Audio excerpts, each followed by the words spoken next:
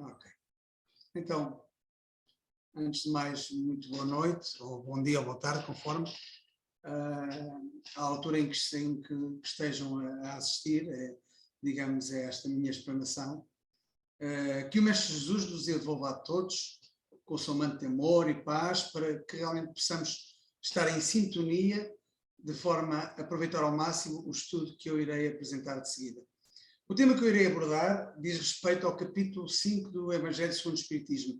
Quem tiver o Evangelho, aproveite, porque se quiser acompanhar, porque eu vou fazer algumas leituras desse capítulo.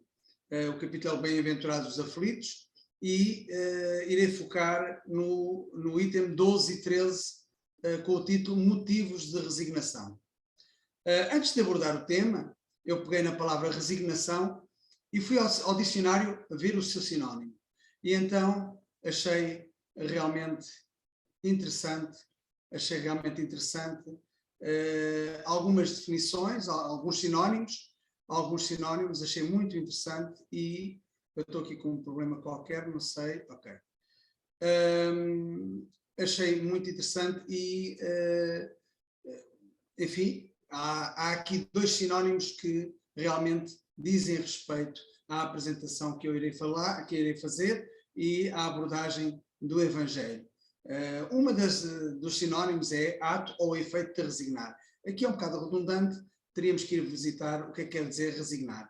Mas, digamos, o segundo item diz submissão à vontade de Deus. E isso vai ser focado precisamente no Evangelho segundo o Espiritismo. Depois, a terceira definição, ou o terceiro sinónimo, exoneração espontânea de uma graça ou de um cargo. Mas depois o que me diz mais também é o quarto sinónimo, que é sujeição paciente às contrariedades da vida, ou seja, a conformação da pessoa, mas essencialmente com a sujeição paciente. Então eu vou passar a ler o primeiro parágrafo e vou comentar parágrafo a parágrafo, porque os itens não são muito, o item 12 e o item 13 não são muito longos. Então diz assim o primeiro parágrafo do item 12. Por estas palavras, bem-aventurados os aflitos, pois que serão consolados, Jesus aponta a compensação que hão de ter os que sofrem e a resignação que leva o padecente a bendizer do sofrimento como prelúdio da cura. Ora, de notar aqui que Jesus, nosso irmão maior, ao dizer que os aflitos serão consolados, está intrínseco que ao agradecermos as dores ou os sofrimentos, teremos realmente, na verdade, uma compensação. É assim, normalmente quando temos alguma coisa de boa é que nós agradecemos, mas é difícil realmente agradecer as dores, agradecer o sofrimento. O processo de agradecimento pela dor é sem dúvida nenhuma, o princípio básico da resignação. Depois, no segundo parágrafo, diz assim, também podem essas palavras ser traduzidas assim: deveis considerar-vos felizes por sofrerdes, visto que as dores deste mundo são o pagamento da dívida que as vossas passadas faltas vos fizeram contrair. Suportadas pacientemente na terra, essas dores vos poupam séculos de sofrimento na vida futura. Deveis, pois, sentir-vos felizes por reduzir Deus a vossa dívida, permitindo que a saldeis agora, o que vos garantirá a tranquilidade no previr. Ora, fala-nos aqui, indiretamente, da lei causa e efeito, mas também nos traz a esperança no futuro. Para todo o efeito, existe uma causa, que pode ser desta existência ou de outras, como refere o texto, mas que ao resignarmos, pouparemos séculos de sofrimento. Reparem bem, quem é que não deseja poupar séculos de sofrimento?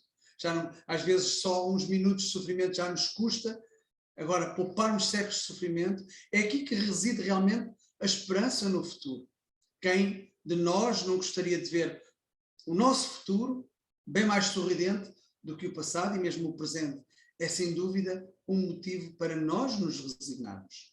Depois, no terceiro parágrafo, diz assim: o homem que sofre assemelha-se a um devedor de avultada soma, a quem o credor diz: se me pagares hoje, mesmo a centésima parte do teu débito, quitar-te-ei do restante e ficarás livre. Se não o fizeres, atormentar-te-ei até que pagues a última parcela.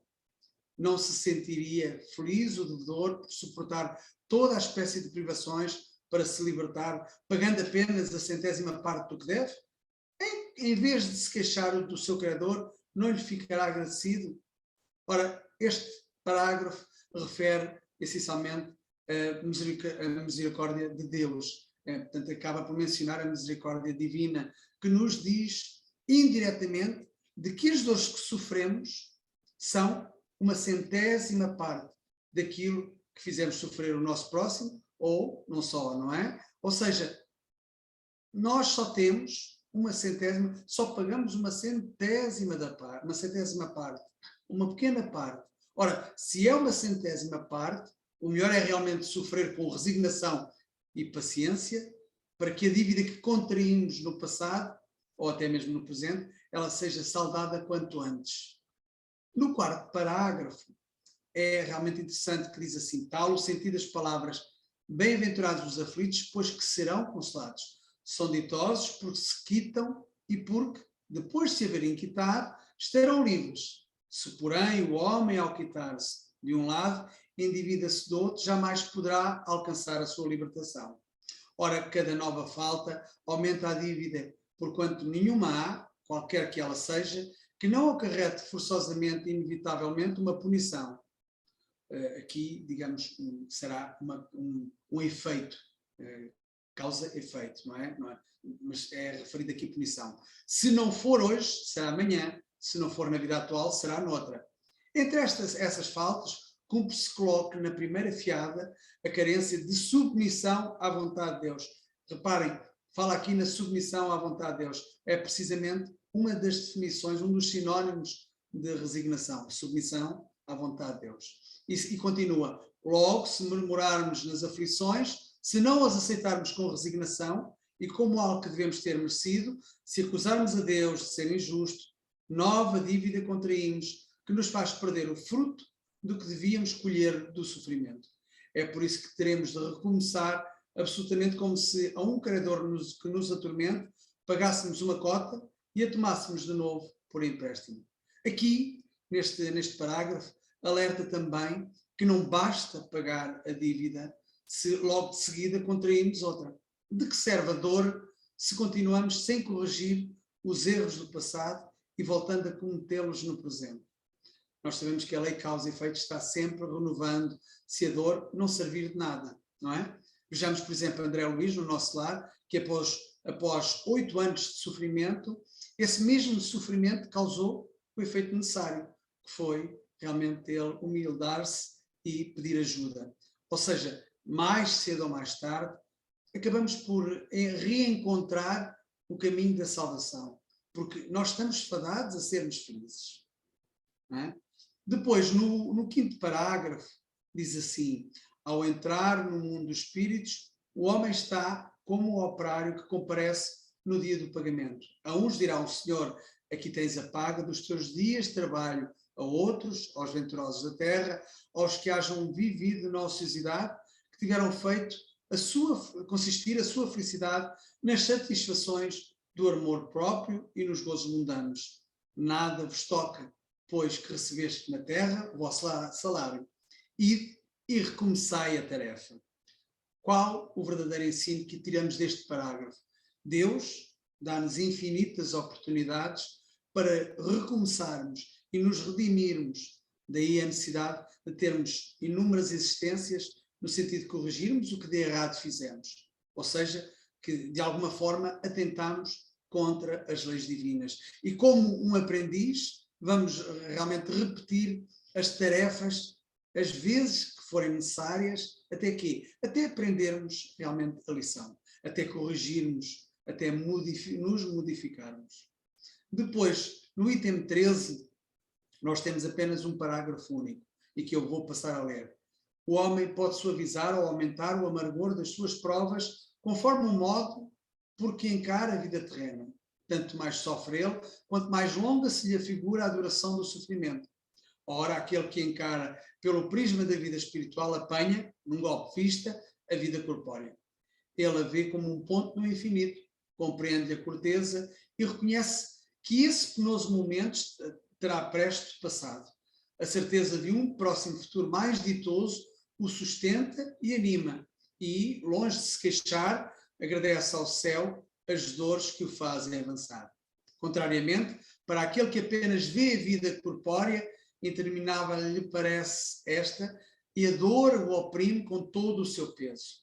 Daquela maneira de considerar a vida, resulta ser diminuída a importância das coisas deste mundo e sentir-se compelido, o homem, a moderar os seus desejos, a contentar-se com a sua posição, sem invejar a dos outros, a receber atenuada as impressões dos reveses e das decepções que experimenta.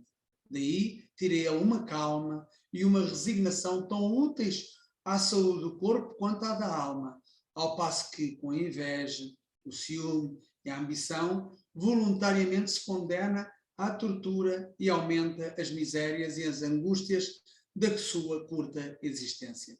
Ora, neste item refere à pessoa que tem conhecimento da vida espiritual, que ela enfrenta as agruras de uma forma bem mais positiva, pois sabe, como diz Chico Xavier, que tudo irá passar. Ele agradece ao alto e sabe que pelo conhecimento, e reparem bem, pelo conhecimento que tem, pelo conhecimento que tem, aliás, que as dores são úteis no seu progresso espiritual. Sabe também que essas dores foram provocadas por ele mesmo, por atos cometidos no passado, atentórios à lei divina. E com esta atitude na paciência e resignação, quem é que lucra? É o seu corpo físico, a sua saúde, o seu corpo físico e da sua alma. E sabe também que a inveja, o ciúme e a ambição acarretam sofrimento, angústia e encurta a sua existência corporal, porque afeta as células do corpo humano, os pensamentos negativos, enfim, todas estas atitudes negativas, e acaba por encurtar, como eu disse, a sua existência corporal, já que, para estas pessoas, a parte espiritual realmente não tem qualquer significado. Interessante é ver os testemunhos e comentários sobre a palavra resignação. Eu efetuei uma pesquisa, a palavra resignação, e encontramos, e essa pesquisa foi nos livros da codificação e de outros livros espíritas, e encontrei inúmeras situações. A palavra resignação encontramos em vários livros, referências e testemunhos de tudo o que eu aqui acabei de ler nestes parágrafos do Evangelho. Encontrei no livro dos Espíritos, no Evangelho segundo o Espiritismo, noutros capítulos fala também nisso, no livro dos Médiuns, e então na Revista Espírita são imensos os testemunhos de várias áreas que abrange, digamos, a resignação. E vou aqui referir algumas, e começo pelo Evangelho segundo o Espiritismo, no capítulo 9, bem-aventurados os que são brandos e pacíficos, na instrução dos Espíritos, digamos, o item 8 fala sobre obediência e resignação. Ora, eles juntam aqui estas duas palavras, obediência e resignação. E diz assim no item 8, isto é uma comunicação de Lázaro em Paris, 1863. A doutrina de Jesus ensina em todos os seus pontos a obediência e a resignação, duas virtudes companheiras da doçura e muito ativas, se bem os homens erradamente as confundam com a negação do sentimento e da vontade. A obediência é o consentimento da razão. Reparem desta definição. A obediência é o consentimento da razão. Esta é uma obediência diferente daquela obediência por medo. A obediência é o consentimento da razão. E depois diz a seguir, a resignação é o consentimento do coração. Reparem bem, como é que uma pessoa de coração frio, coração de pedra, como é que consegue resignar? Não se consegue resignar. É impossível. É o que diz aqui, depois na definição, realmente é extraordinária. Resignação é o consentimento do coração. Forças ativas, ambas, porquanto carregam o fardo das provações que a revolta insensata deixa cair. Depois, mais à frente, depois noutro livro, aliás, no livro dos Médiuns, em que diz na segunda parte das manifestações espíritas, no capítulo 17, da formação de médiuns, há uma série de perguntas e há uma pergunta relacionada com um espírito que está a passar uma prova difícil, em que a sétima pergunta diz assim, haveria meio de abreviar essa prova? A resposta dos espíritos, a resignação e a prece. Reparem, já tivemos a obediência e a resignação juntas, e agora a resignação e a prece. Estão as duas juntas. De que forma? Para que serve a resignação e a prece? É um meio para abreviar a prova, para abreviar a dor. Depois diz a seguir, demais, basta que se faça cada dia uma tentativa de alguns minutos, visto que inútil lhe será perder o tempo em ensaios infrutíferos. A tentativa só deve ter por fim verificar se já recobrou ou não a faculdade. Depois, no livro dos Espíritos, nas leis morais, na parte terceira, nas leis morais, no capítulo 6, Lei da Destruição. Na pergunta 740, é feita a pergunta aos Espíritos: não serão os flagelos igualmente provas morais para o homem, provas que os põem a braço com as mais aflitivas necessidades? A resposta dos Espíritos: os flagelos são provas que dão ao homem a ocasião de exercitar a sua inteligência, de demonstrar sua paciência e resignação.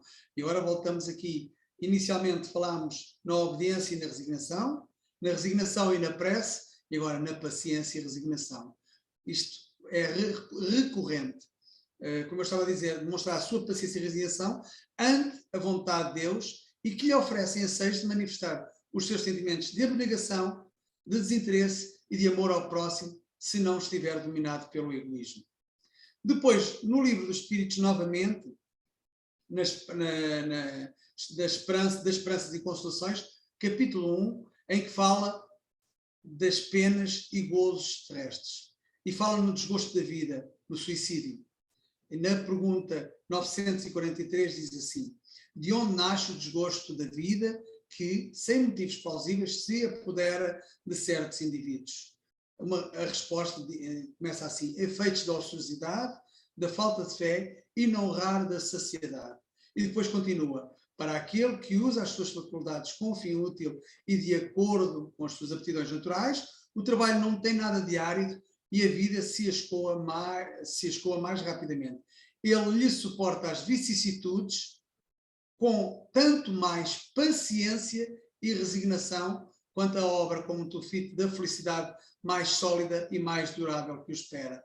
Ou seja, quanto mais paciência e resignação, mais a nossa felicidade é sólida e durável. É isso que nos espera, ser felicidade sólida e durável. Eu penso que era o que todos nós gostaríamos, é que fôssemos felizes na plenitude, ou seja, a felicidade sólida e durável, ou seja, eterna. Na questão 953, agora dentro ainda do suicídio, quando uma pessoa, a questão 953 diz assim: quando uma pessoa vê diante de si um fim inavalável e horrível, será culpada de abreviar de alguns instantes os seus sofrimentos, apressando voluntariamente a sua morte? A resposta é sempre culpado aquele que aguarda o termo que Deus lhe marcou para a sua existência. E quem poderá estar certo de que, malgrado as aparências, esse termo tenha chegado? De que um socorro inesperado não venha no último momento? E depois, no final, conclui assim: é sempre uma falta de resignação e de submissão à vontade do Criador. Reparem bem, falta de resignação, e agora voltamos ao sinónimo o quarto sinónimo que eu referi no princípio: submissão à vontade do Criador. Volta aqui a focar. Depois, noutra pergunta, na 957, pergunta assim: qual, em geral, com relação ao estado do espírito, as consequências do suicídio? Tem um pequeno relatório que eu não vou aqui ler, mas vou ler a última parte. Diz assim a última parte: assim é que certos espíritos que foram muito desgraçados na Terra disseram ter se suicidado na existência precedente e submetido voluntariamente a novas provas para tentarem suportá-las com mais resignação. Reparem aqui, no Evangelho fala-se na repetição da tarefa. Isto não é mais nem menos do que a repetição da tarefa. São espíritos que suicidaram e que voluntariamente vêm novamente suportar a mesma prova, as mesmas dores, para as suportar de uma forma resignada. Portanto, é o tal aprendiz que vai continuando a tentar, até conseguir chegar a bom porto. Mas para isso vai sofrer. É evidente que vai sofrer, mas sofrerá muito menos se tiver capacidade de resignação. Ou pelo menos tem que a treinar, não é? Depois, na revista espírita existem imensos casos. Devia ter trazido água para aqui. Existem imensos casos relacionados com a resignação, alguns testemunhos. E então, na revista de 1861, de março, nas palestras familiares de Além Túmulo, há digamos, um diálogo com um espírito que se chama Pauline.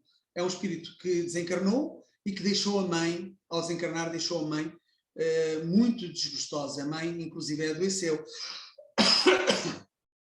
A mãe adoeceu e durante o diálogo são feitas algumas perguntas. E então, na 10ª pergunta, perguntam assim ao espírito paulino: pensais que a convalescença da vossa mãe será ainda longa? Resposta da filha que está no plano espiritual: isso dependerá da consolação que receber e da sua resignação. Agora vamos aqui ver. Resignação de quem? Da mãe. A mãe tem que se resignar com aquele desgosto, com aquela dor que sente da partida da filha. Por sua vez, a filha pode consolar a mãe. De que forma? Pode consolar a mãe fazendo as suas preces. A tal oração, orar pela mãe. Ao orar pela mãe, acaba por estar a ajudar a mãe. Mas é evidente que a mãe tem que fazer a sua parte. E a sua parte é resignar-se. Depois, mais à frente, ou aliás, sim, mais à frente neste caso, na Revista Espírita, de 1862, de julho, em que fala nos ensinamentos e dissertações. União simpática das almas. União simpática, atenção, não são almas gêmeas não existem, mas união simpática de almas são aquelas almas que têm afinidade ou que têm uma relação de amor já muito forte. Ou foram pai e filho, ou mãe e filha, ou marido e esposa. E então, são perguntas que estão a ser colocadas até uma altura em que a pergunta é colocada a seguinte pergunta: já me disseste várias vezes que nos reuniríamos para não mais nos separarmos. Portanto, estamos aqui a falar de dois espíritos. Como poderá dar-se isso? As reencarnações, mesmo as que sucedem às da Terra, está difícil, não se param sempre por um tempo mais ou menos longo? Resposta: eu já te disse, Deus permite aos que se amam sinceramente e que souberem sofrer com resignação para expiar as suas faltas. Reparem bem, souberam sofrer com resignação para expiar as suas faltas, reuniram-se primeiramente no mundo dos espíritos. Olha que bom eu poder me reunir no mundo dos espíritos com a minha flor bela. Há que me resignar pelas minhas falhas e pelas minhas faltas. Onde progridem juntos, diz assim, reunirem-se primeiramente no mundo dos espíritos, onde progridem juntos, a fim de obterem reencarnações em outros mundos superiores. Reparem bem, reencarnação noutros mundos superiores. Eu e a flor bela em Júpiter seria extraordinário. Eles podem, segue assim a resposta, eles podem, pois, se pedirem com fervor, reparem bem, se pedirem com fervor, orar, pedir com fervor, não é mais do que menos orar. Se pedirem com fervor, deixar os mundos espíritas na mesma ocasião. Hein, flor bela, que bom eu partir na mesma ocasião que tu, e tu partir na mesma altura que eu, aliás, reencarnar nos mesmos lugares e por um encadeamento de circunstâncias previamente determinadas, reunir-se pelos laços que mais convierem aos seus corações. Portanto, se eu tiver a oportunidade de reencarnar em Júpiter, que volte a reencarnar com a minha esposa, com a minha flor bela, com marido e mulher. Mas também não me importa ser mulher, eu mulher e ela ser o marido. É um bocado isso. Mas mais um motivo, este realmente é mais um motivo para nos resignarmos, poder progredir juntos, com espíritos afins, com espíritos que nos são queridos. Bom, eu tenho falado em resignação, mas como não pode deixar de ser, para terminar, o que é que eu vou falar? Vou falar de resignação, mas de uma forma poética. Então, o que é resignação? Poderão perguntar. Para responder à questão, as dores devemos aceitar. Aceitar com paciência, pois tudo tem uma causa. Falhou a indulgência? Vamos fazer uma pausa. Pausa para refletir nas oportunidades, no bem fazer e agir sem veleidades. Veleidades no passado, onde tanto erramos, mas agindo resignado, as agruras ultrapassamos. Ultrapassamos para sermos felizes, sabendo que Jesus nos norteia. Somos sempre seus aprendizes, pois só se colhe o que se semeia. Semeia ventos, colher tempestades, numa vida de lamentos enfrentando adversidades. Adversidades que passarão, se mudarmos de atitude. O objetivo da resignação é alcançarmos a angelitude. Angelitude onde as falhas já foram com fé superadas, vencendo todas as batalhas das guerras por nós criadas no passado, próximo ou longínquo. Tudo é aprendizado, utilizemos como profícuo para a nossa elevação, na caminhada com Jesus.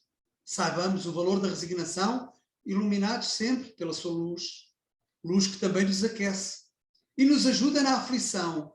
Jesus nunca de nós se esquece, aceitemos a dor com resignação. Resignação até nos delitos, por ignorância cometidos. Bem-aventurados os aflitos, pois por Jesus somos assistidos e também amados pelo Mestre incondicionalmente, permanecendo resignados, superando as provas utilmente. Utilmente aproveitamos os ensinamentos da dor. Sempre que nos resignamos, colhemos bênçãos do Senhor. Senhor que é nosso Pai, sempre misericordioso, cuidando-nos como um bonsai, por sermos um filho precioso. Precioso como é Jesus, nosso modelo e guia. A resignação foi a cruz que nos ensinou com alegria.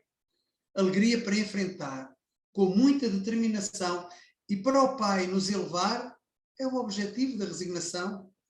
A resignação é, pois, um motivo para aqueles que ainda dormem, com o pensamento ainda cativo no egoísmo e vaidade do homem. Homem que pode suavizar o amargor das provas, mas também as aumentar se não tiver atitudes novas.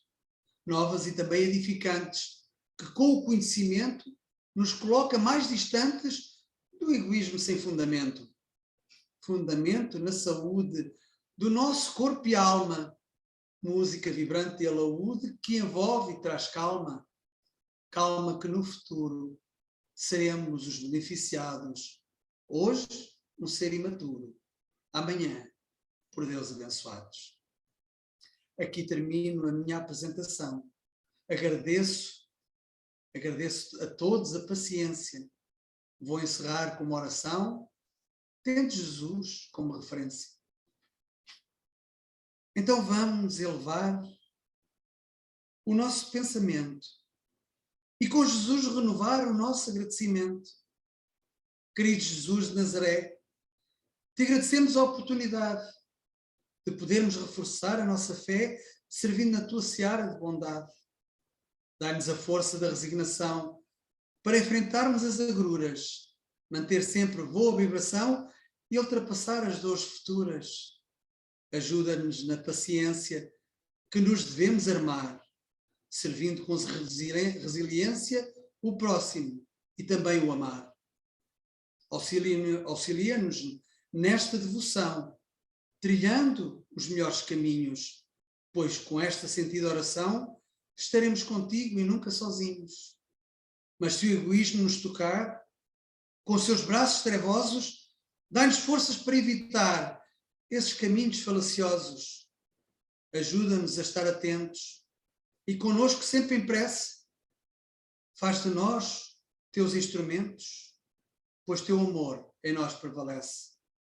Ajuda-nos a edificar as bases da tua igreja, crescendo sem parar o teu amor em nós, que assim seja.